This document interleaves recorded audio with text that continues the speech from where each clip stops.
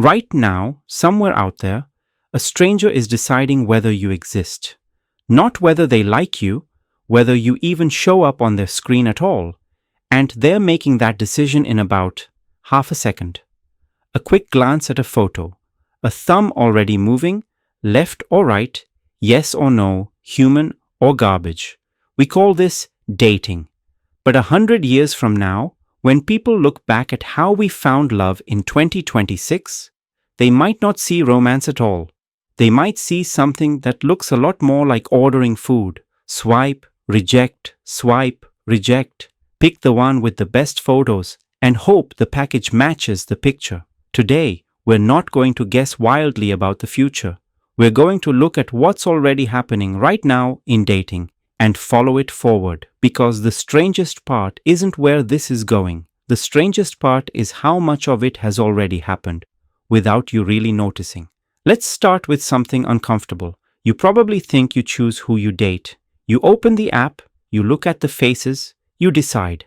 Simple. But here's the thing. The faces you see were already chosen for you, long before your thumb ever moved. Every major dating app runs on an algorithm that decides who gets shown to you, in what order, and who never gets shown at all. You're not browsing a pool of people. You're browsing a playlist, and someone else made the playlist. And it gets stranger. In just 1 year, the use of AI tools in dating jumped by over 300%. More than half of people on dating apps now use some kind of AI to help them write their messages, pick their photos, even decide what to say on a first date. Let that sink in for a second. More than half. So there's a real chance that the charming, witty message that made you smile last week was written by a machine. And here's the truly funny part. Studies found that while most people happily use AI to boost their own profile, they would absolutely reject someone else for doing the exact same thing. We want the AI advantage for ourselves, but we want everyone else to be real. We've quietly agreed to a game where everyone's cheating and everyone's pretending they're not. Now, this is the part where most people assume the future means robots and flying cars. It doesn't. The future of dating is much weirder and much quieter than that. Picture this. You get home, tired. You open your dating app.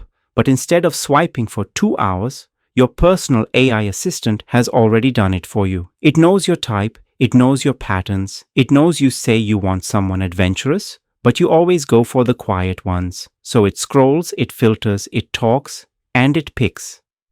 Meanwhile, on the other side of the city, someone else's AI assistant is doing the exact same thing. And here's where it gets almost absurd. At some point, the two AI assistants start talking to each other, comparing notes, checking compatibility. Two machines quietly arranging a human relationship while the two actual humans are lying on their couches, scrolling something else entirely. That's not science fiction. Startups are already building exactly this. There are already apps where you don't swipe at all, where you don't even see photos first, where the entire first conversation happens through an AI that's learning who you are. So let's ask the real question. If a machine learns your personality, your fears, your patterns, better than you understand them yourself, and it picks the person most likely to make you happy, is that still your choice? Or is it just a really, really good guess made by something that isn't you? And honestly, this wouldn't be the first time we handed over something deeply human to a machine and called it progress. Think about how we used to navigate. People once knew their own cities by heart.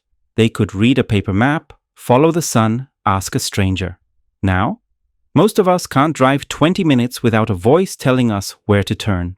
We didn't lose the ability overnight, we just slowly stopped needing it. And one day we looked up and realized we couldn't really do it on our own anymore. The question is whether love is heading down the same road, whether 1 generation from now, choosing your own partner without algorithmic help will feel as strange and risky as driving across the country with no GPS and no phone and no idea where you're going.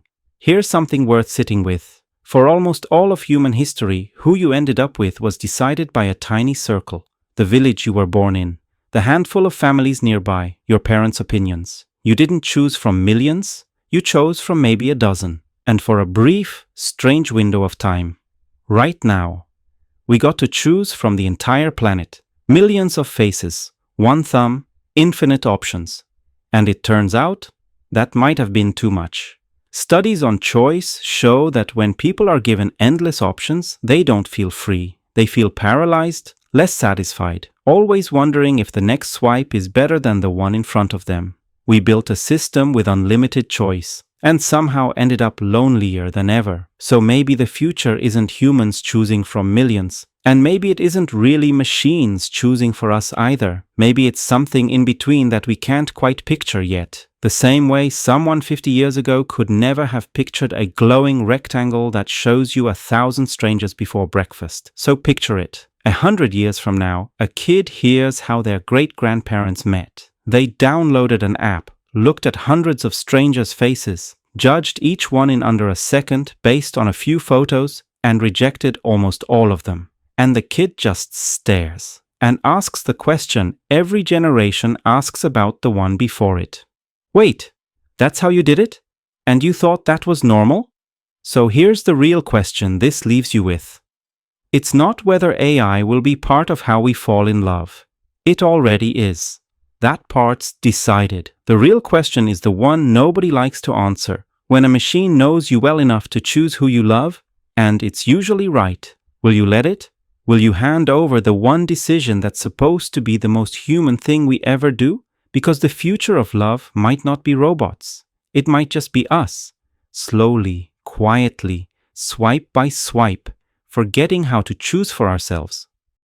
But before you decide how you feel about all this, there are two things about today's dating apps that most people never find out, and once you know them, you can't unsee them. Here's the first one. For years, one of the biggest dating apps quietly gave every single user a secret score, a hidden number that measured how attractive the system thought you were, based on how other people swiped on you. High scorers were shown to other high scorers. Low scorers were quietly pushed to the bottom of the pile. You were never told your number. You couldn't see it. You couldn't change it. But it was silently shaping every single face you saw, and every face that ever saw you. Think about that for a second. You thought you were just looking for love. The system thought it was sorting cattle. And here's the second thing. The one that should really make you pause. To match you with someone, these apps have to know you, really know you, not just your name and your age. They study which faces make you stop scrolling. They read your messages to figure out your attachment style. Some have even scanned camera rolls to learn your lifestyle.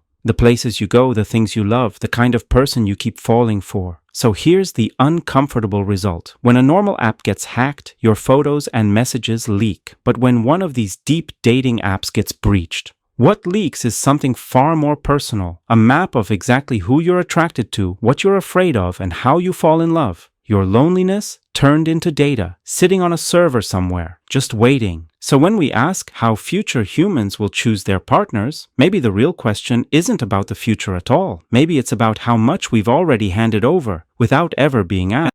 The strangest thought of all? You might already be doing it tonight, without even noticing.